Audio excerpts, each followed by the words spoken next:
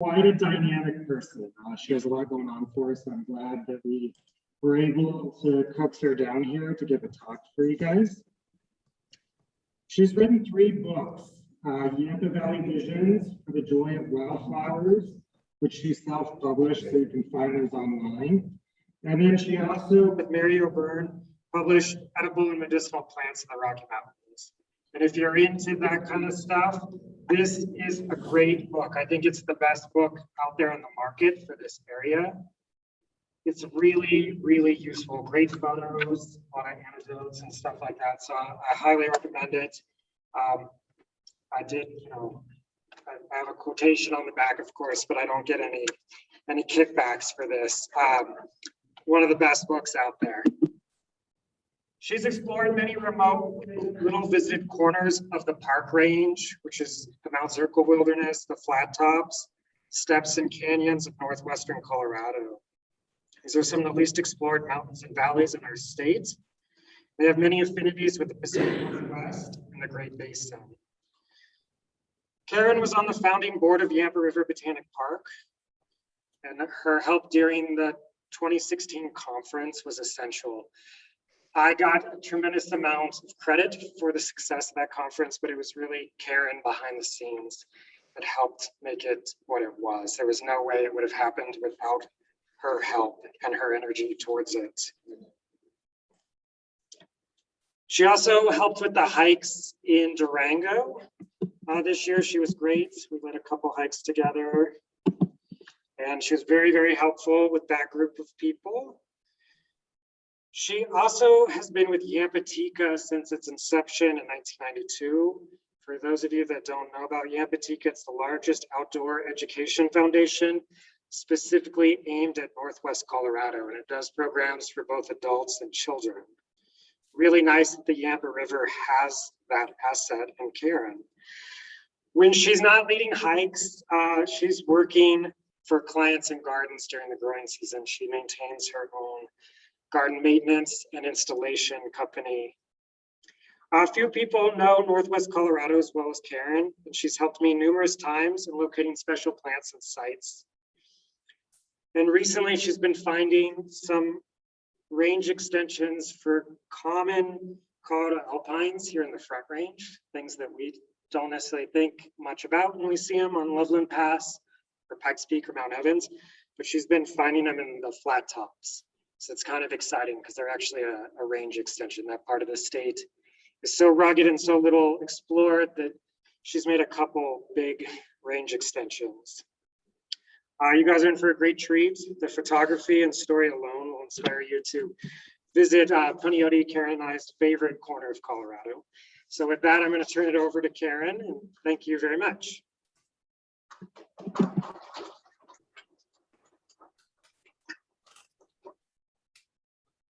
Okay, so do I just hit the arrow? Yeah, actually.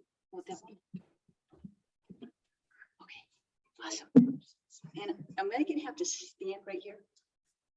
So let me hear you. Okay, Yeah. okay. I'll try. I'll see what I can do. This is pretty exciting. I see a lot of familiar faces, so it's great to be here. I had a very exciting drive over the passes to get here. But so what I titled my presentation Plants and Our Sense of Place, because like Mike said, by the way, he gave me this huge head, so geez. I was born and raised in Steamboat Springs in the Yampa Valley, and I've spent my whole life there. And being a fellow plant nerd, as you guys can probably appreciate, that's how I define myself, is by the plants that I find. And I, as you can probably tell, am a pretty hyper person. I do a lot of pretty extensive hiking and camping and backpacking throughout the region. So what I'm going to do is I'm going to take you on a tour through a few different mountain ranges just surrounding our area. That's me and my dog. And so we're gonna start with a little tiny red star. That's Steamboat. So that's in the Yampa Valley. I'm gonna start in the north of the Border Range. It's kind of rolling terrains, real beautiful areas. We're gonna go over to the Rabbit Ears Range to the right, that kind of east-west range. up to the park range, and then we're going to end up down in the flat tops, that big round circle down there. And as I said here, this is my sense of place. This is where I explore. This is what I love, and this is where I get just such a sense of peace. So if we're ready, put on your hiking boots. I'm probably sitting on the remote. I don't know. So the Sarvis Creek Wilderness is in the northern part of the Gore Range, and it was made a wilderness area just a few years ago. And the main reason is because it is just so wild. There's not many roads going through it. It's a beautifully spectacular kind of rolling terrain with very, very diverse areas. It's also very lush. And I call this orchid heaven. In our area, on one hike up along Sarvis Creek, I can find 8 species of orchids, multiple species of ericaceous plants. It's really incredibly interesting through there.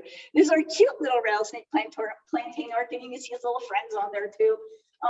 Beautiful leaves. The leaf is what gives it its name, rattlesnake plantain, the kind of beautiful modeling on the leaves. And then the striped coral root. So all my life, I would go up to a spotted coral root and I would look at it and say, come on, you've got to be a striped coral root this time, right? I finally found one up Sarvis Creek, and it was such a cool find, and I keep finding it up there again and again. So beautiful, beautiful orchids up there in that area. Another one, of course, is the white bog orchid, which is ho-hum, but oh my God, it's still so beautiful. Smells divine. And then I love having these two on the same page because, you know, the white bog orchid needs that wetland areas, and then the piperia, the rain orchid, I mean, dry as a bone. It'll be right under the oak trees, dry as a bone. So what, you know, a difference is you're walking along the trail, being able to see these different orchids. But this is the highlight of the whole trip. So this is broadleaf twigblade, and this is the only place I have ever seen it. I am sure, according to the maps, it's in other areas of Colorado, and you might have seen it. But to get to this, so little spring coming down, just a tiny little riffle, maybe about a foot wide. And at the bottom, it kind of spreads out and there's lady ferns just covering the area. So to actually see these, you have to pick up the lady ferns, look underneath, and these guys are about 1 inch to 2 inches tall, just tucked in underneath those lady ferns. Wow, what a find, huh? Yeah. And then we find some ericaceous stuff. The pink wintergreen is fairly common in the wetter areas. It gets a little taller. And then the two on the right grow together, and the Pipsissewa is a ground cover for this area. It just covers the ground with this beautiful, shiny evergreen leaf that will be there even in the spring when we go in. And then this cute little side bills that kind of grows in there as well. Also ericaceous, one of the pyrolas, or oathbills now. Then this is another fun find. You can notice I have not quite gotten in flower. I'm still going to get it in flower one of these days, but every time I go up there, it's not quite in flower. This is the white vein wintergreen, pyrola picta, and it's a beauty. So it's in little clumps just along the side of the trail, and it's those leaves that just capture your eye as you're going by. Red on the undersides with those beautiful venation. Okay, then we go over to the rabbit ears range. So we just went up just a little bit north. Now remember, this range runs east to west. All the other ranges run north to south. This one runs east to west. And it, compared to the Gore Range and the other ones that we're going to talk about, this is volcanic. So you can see there on the right, the cute little ears, right? You see it? That's how the whole area got its name. Those are the rabbit ears. They're a little bit narrower now because one of the ears kind of split apart, but we still do have the ears. So this is like subalpine meadow heaven.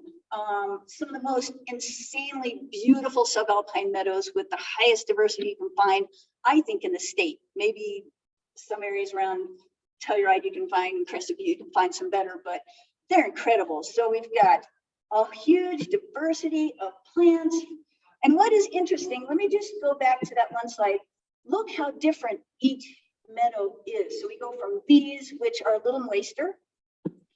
And then we go to the one on the left is kind of tucked in an aspen grove. It's a fairly large meadow in an aspen grove. And then that one on the right is a drier meadow. Look how different they all are. And they're just all packed with plants, just packed with plants. So they're pretty amazing.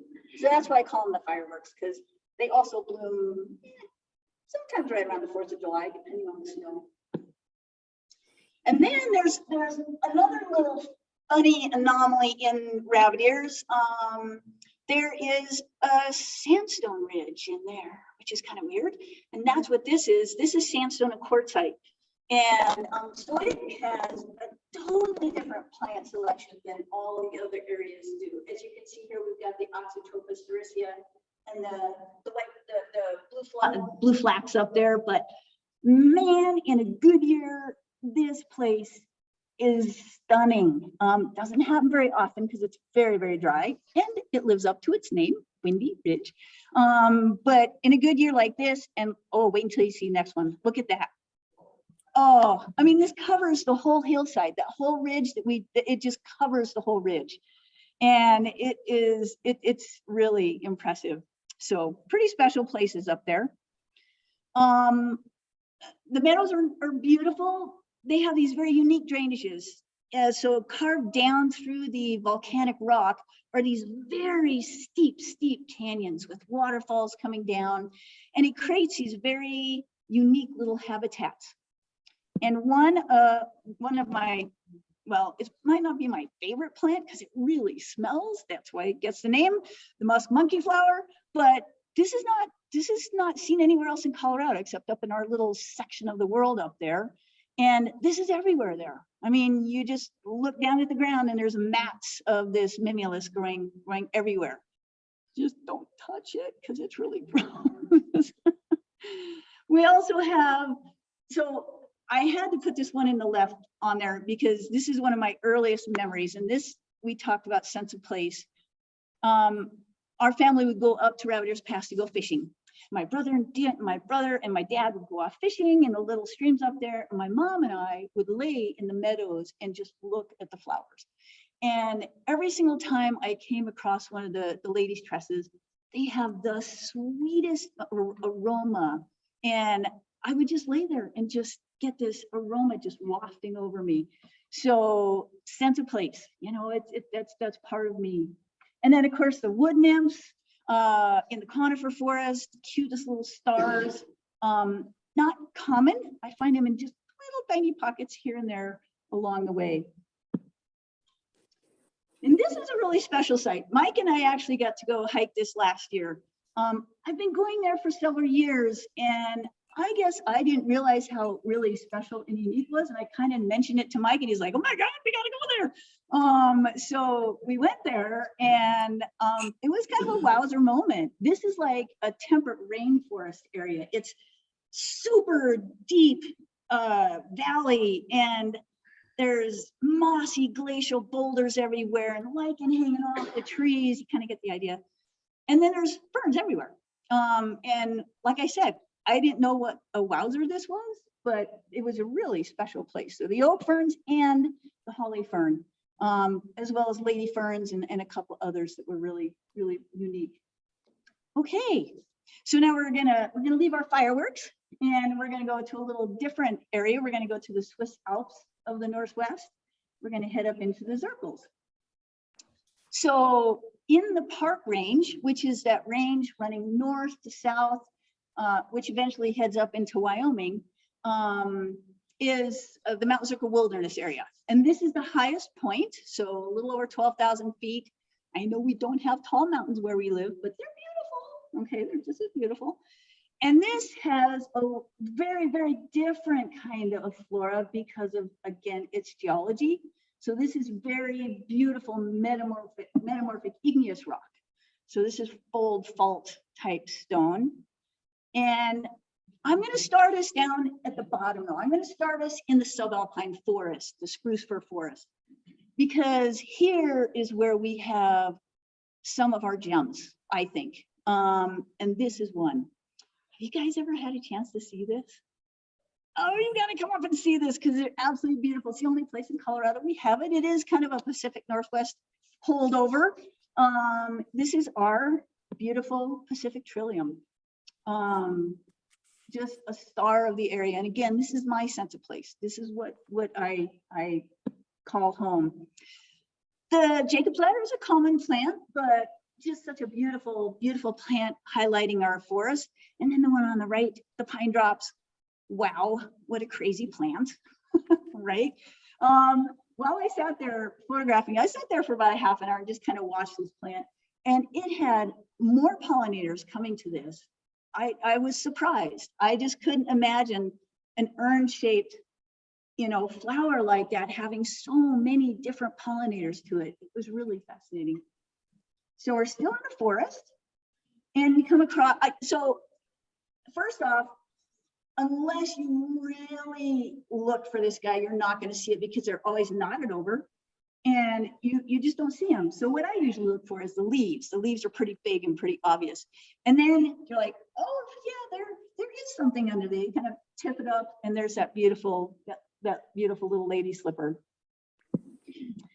And the fairy slipper orchid, this is pretty common too, all over Colorado, but such a find in our subalpine forest. And then, yeah, this one's fun. Okay, so you could still be in the forest and see this. It does grow there, but as you come out of the forest into the boulder fields, this covers the boulder fields in certain areas. This is our white azalea. And again, this is a Pacific Northwest holdover, kind of like the trillium, found only in our little part of the world. And it's just a beauty. I would love to get this in the trade. Wouldn't that be fun? Really love to get this into trade with that cute little pink dot on the top petal there. It's a beauty. Okay, then we started going up out of the subalpine forest. We had a major fire here in 2002, changed the landscape. As you notice here, we're not getting conifer revegetation. So a lot of our higher elevation forests are not coming back. They're reverting to meadow, and we're not getting a lot of revegetation of conifers there. So we'll see what happens there. And of course, we go up a little bit higher, we start getting into crumholts. Kind of our trees are getting shorter, denser. And then we get up even higher out of the forest into some of the most beautiful scenery. And so in the park range, especially in the Zirkles, we have a lot of these high meadows, I guess is what you call them. I'm not sure, bowls. And with these crystal clear streams running through them, you can see the type of stone, that metamorphic igneous stone. And we're going to take you up through that area. Oh yeah, isn't that so pretty? I want to be there right now. And then we're gonna find a bunch of very, very beautiful plants along these wetland areas, in these riparian areas. And again, this is fairly common throughout Colorado, but up there in the wetness. Oh, I forgot to mention. So because the park range does run north to south, we are on the west edge of the Rocky Mountains. You know, those storms move in and they get stalled right there at the park range, and they dump everything. And we are at the park range. There is the area with the highest average precipitation in the state. I mean, we kind of battle it out with Wolf Creek down in the south in the San Juans, but we pretty much are consistently the area with the most precipitation. So that's why I think we have some fairly unique plants in that area. Another very unique one that's found only in the very north little section right up there is our Lewis's monkey flower. And I mean, you can spot that one a mile away too. So between the prairie primrose and this one, they're very, very visible. So because it's wet, typically you're going to find swamp willow and white bog orchids in wetlands around bodies of water. But what I always find up here is they are always in boulder fields. Okay. And I think that's because of the wet. I think it's because it's enough moisture and they create these hummocks and these soiled areas on the cliff faces that we get a lot of these plants that normally are found in only very riparian areas growing in these boulder fields. And they just beautiful accents to the boulders. And of course we have our paintbrush. That's a lot of focus, but we have our beautiful, beautiful paintbrush, covers meadows up there in the bowls. And then this is one of my favorites. If you can get up there early enough in the season, you'll see this guy. This is the Narcissus flower anemone. And look at what it's growing. All those little pockets of soil through all the rocks right there. And like I said, it's very early blooming, so you have to get up there just as the snow's melting. And then we come to our crowning glory, the rose crown and the king crown. And again, kind of like that orchid slide I showed you a while back. This is so cool because the rose crown is a riparian plant. It loves in the circles anyway, the areas where the snow is just melting. It creates these kind of flat areas where all the flat rocks sit like paving stones. And it just loves it in there. And then of course the king's crown likes super dry rock cracks, boulders, whatever, and then they grow in such different areas.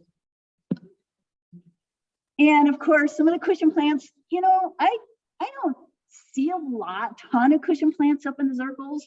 I tend to see more in the flat tops. So, but this is one of my treats is the Paronychia, because it's like, oh, is there a flower in there? Oh, I think there is. Yeah, they're so cute. Oh yeah, and snow lover just does so well in the flat tops. Look at where that one's growing right in the moss right there. Man, they are just gorgeous. And then this is a fun one. This is a Vicia, and does this grow elsewhere? It's pretty common. Okay, but in the circle, this is the only place I find it in our whole area is in the circles. I don't find it anywhere else, but it's always in stone. I've never seen it in meadows. I've never seen it in boulder fields. I always see it in stone like that. And what a nice contrast. Yeah, I had to put that one in. So this is the alpine lady fern. So, you know, we're used to those beautiful lady ferns down in the riparian area. Well, this is the tough of the tough lady ferns up in the alpine. Okay, we're gonna move on to our next area. All righty, because we're gonna move into probably my favorite area. This is where I spend most of my time, is in the flat tops. And the flat tops geologically are very, very unique. They were a big dome that just pushed up.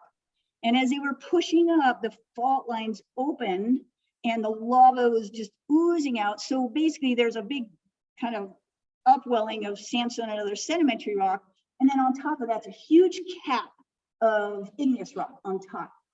And this igneous rock is extremely mineral rich, and we're going to see what it creates. So it created a huge, huge, huge dome-like plateau that's just miles long. But again, we're going to start down towards the bottom. We're going to start in the subalpine meadows. And as you see, similar to the rabbit ears range, this is in the flat tops subalpine meadows. Just beautiful, stunning diversity there. This is our orange sneezeweed. I just think that's a pretty picture. And we have my mother always called these the DYC meadows, the damn yellow composite meadows, because they were always so hard to identify.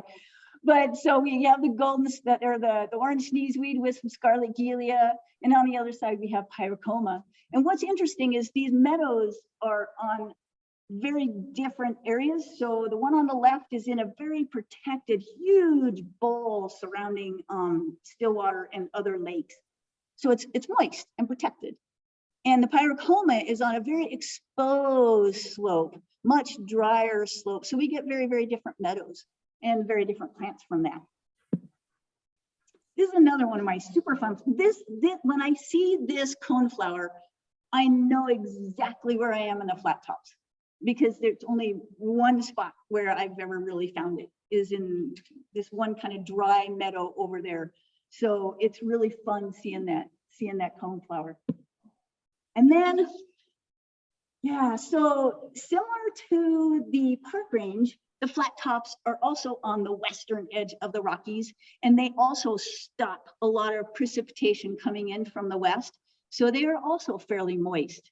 And one of the highlights, if you can find these meadows of columbine, I don't see a huge amount of just all columbine like this, but they're just beautifully stunning when you can find them. And you notice the different colors.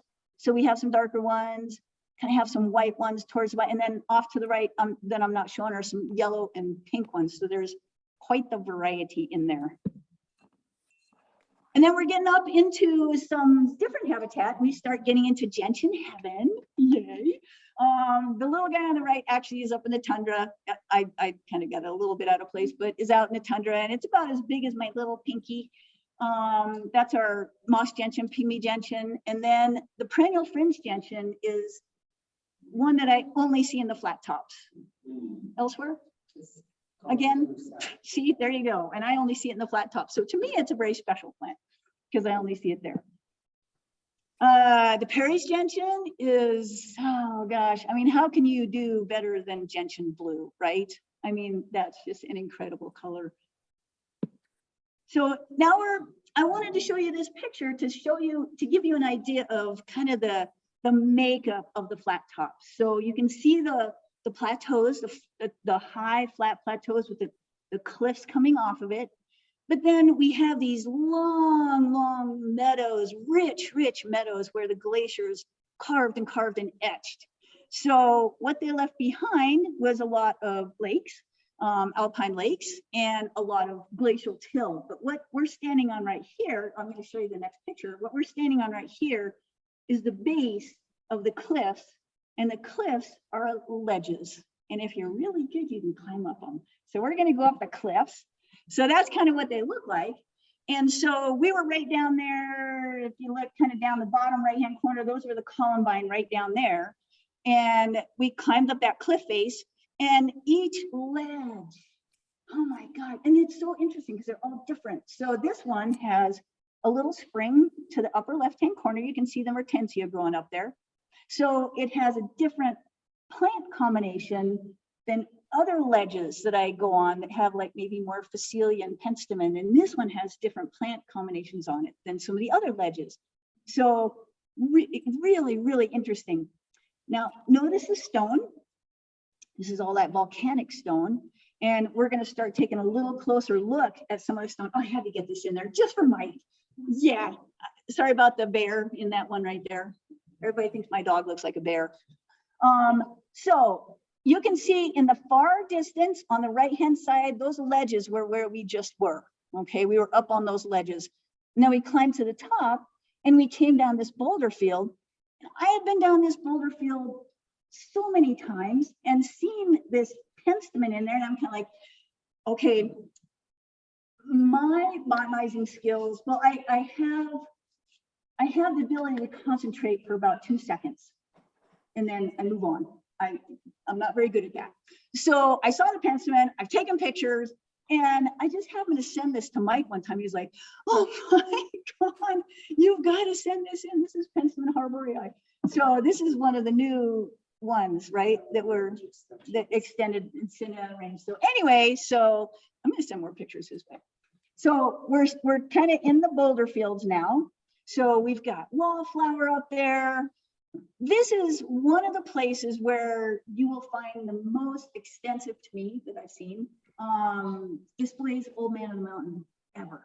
I mean, look at that one on the right. When it's in a good year, it just covers the ground in yellow here in the boulder fields and up on the top as well. And here's what the rock looks like. Yeah. So again, it's this really mineral rich rock, and it just gets covered in these lichens that are insanely beautiful. I can't get enough of them. I mean, I could take pictures of it out all day. It's just really beautiful. And in those rocks grow all sorts of plants. It's very volcanic, so it has a lot of holes, it has a lot of cracks, allows a lot of moisture in there. So we get a lot of diverse plants growing in that stone. And we get the columbine. Oh, look at that little, was that lanceolata? Sure. What the heck? Okay, we're gonna call it lanceolata. Big, but oh, this is the other range extension one. This is Drabacrassa. Again, I don't do Drabas. kind of like I don't do pins to man. So I took pictures and Mike saw these and was like, oh yeah, this is another one. So pretty fun. And then we're getting still kind of into the boulder field, some of the richer areas. So we have our cute little alpine chippentails, love those. And then look at that Selena. I mean, you know, you see cushions of this that get, you know, kind of big, but up there, I mean, you can just find whole fields of moss campion up there. Spectacular. And then we're getting up onto the tippy top now. Okay, so now we're getting up onto the ridge. Here's our silky Phacelia with a snowfield. And I put this in because these snowfields are perennial. So they hang out on these cliff ledges. And what you'll see below are those beautiful green tiers going down. And because the snow stays there year round, it's constantly providing moisture to these green tiers and terraces going down, just like on the other side, kind of where I was. And so we get these, I call them the hanging gardens. I think that's kind of what they are. Ah, look at those guys. Aren't they so pretty? So we got the old man on the mountain and some sky pilot, and then that stunningly beautiful lichen. Here's a little closer up. And then this is probably my all-time favorite plant. I love forget-me-nots, but this is not the little cushion alpine forget-me-nots. This is our Myosotis asiatica. Again, other places, it's pretty common. Oh, cool. Well, there you go. So come up and see it because it's really pretty. And then this is what it looks like in the fields. So this would just go on, you know, remember the plateaus? That would just go on and on and on and on and on and on. Yeah, very pretty. Oh, here we go. Oh, there's that bear again. So I love putting this one in. It gives you an idea of the expansiveness of those plateaus and then the sheer cliff faces that are there. Now, where we're going to go next is if you look straight across the way, you see a snowfield that's kind of coming down in a little bowl. Well, that's where we're going to go next. And you can get it from the top, but I usually climb up the cliff face to get to that because there is a plant which I have never been able to get a picture of because my camera broke when I was up there, but we'll get there. So this is what it looks like. Now you can see my dog sitting right in the very center on that little piece of snow there. You can see how big that is, how big that snow pieces are. This is really disappointing though, because this was from last year. And this is the first time I have ever seen the snow break off this snowfield. This snowfield's been there for my whole life. I've never seen it diminish. And this is the first year I have seen pieces break off. And it just broke my heart because all of this basically, yeah, and basically it feeds that lake down there. Plus this really interesting riparian area down there where I found the Parnassia Kotzebue. Like I said, my camera broke when I was up there and I didn't get a picture of it, but it is there. So, and then up on the plateau itself, just to kind of show you some of the views of the plateau, we've got some beautiful sky pilot, and then show you some of the other perennial snowfields off on the right there as well. Oh yeah, yeah. This is why I go up there in the fall. The Arctic gentian. There, in certain areas, you just almost can't step without stepping on them. They're just so abundant. And there's a couple of mountain, I can't really call them mountain ranges because they're not really mountain ranges, mountain plateaus, I guess you call it, where these are just everywhere. They're so beautiful. And then another one is dwarf gentian. You know, I mean, usually we see these as much taller, but up there, they kind of cover the ground in areas. Okay, this is the one I wasn't sure on. So I only found this once ever on one mountain. I never saw it again. What do you think? You agree? Yeah, it's a beauty, isn't it? Yeah, it is just gorgeous. So that was a fun find. So I mentioned the cushion plants. And if you can imagine that long plateau, kind of narrow, cliffs dropping on either side, Along the edge of the plateau on the sides, this just is all along the edges on the side. And it just goes on and on and on and on forever and ever. These beautiful cushion plant strips, I guess you would call them.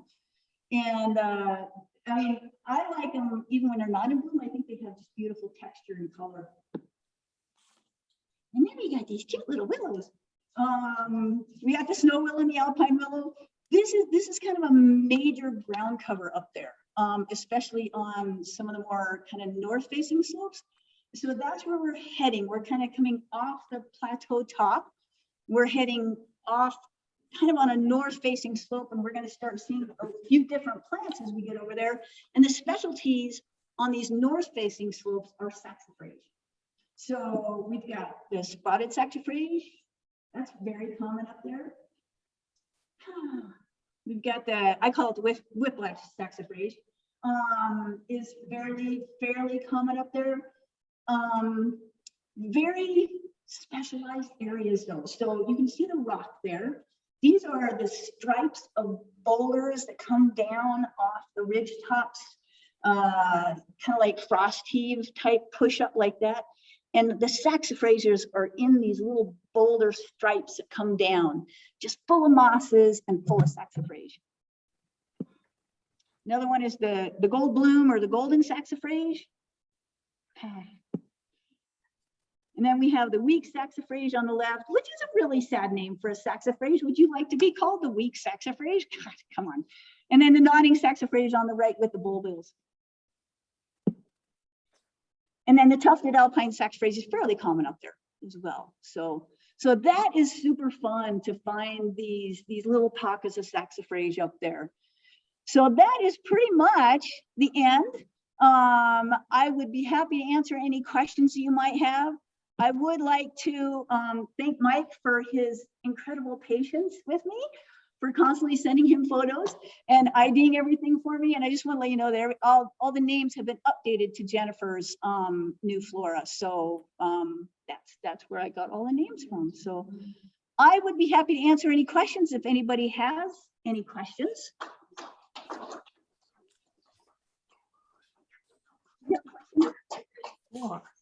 Yeah, this is called the sawtooth. So that's Pyramid Peak right over there. It's just called the sawtooth. It's it just kind of eroded off into this really straight up and down where you relation to Steamboat. So Steam would be right up there. Right up there. Yeah. Nope, that will cause you to be back that way. Yeah. So the sawtooth, okay, so the sawtooth, let's see if I can kind of get an idea of where the sawtooth goes over towards, well, I mean, Stillwater would be basically right behind me. Stillwater Lake would be right behind me from where I'm sitting. Kind of pointing towards Hayden. Almost towards Hayden. Let's see here, can we see? Yeah, it's pretty hazy out there. There's the Bear's Ears right there. Yeah. Right up there in the corner, that's the Bear's Ears. Oh, okay. So, yeah. Any other questions? Gorgeous. Thank you so much. Yeah, thanks for having me down. I appreciate it. Any other, did that make you homesick?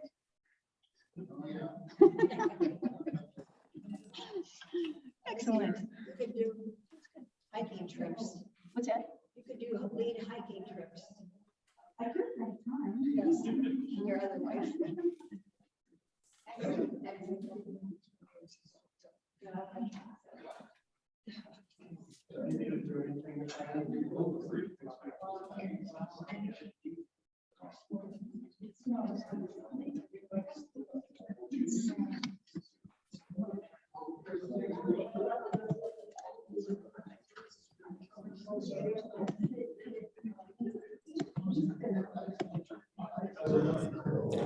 Thank you all very much. Do any of you have any questions for her?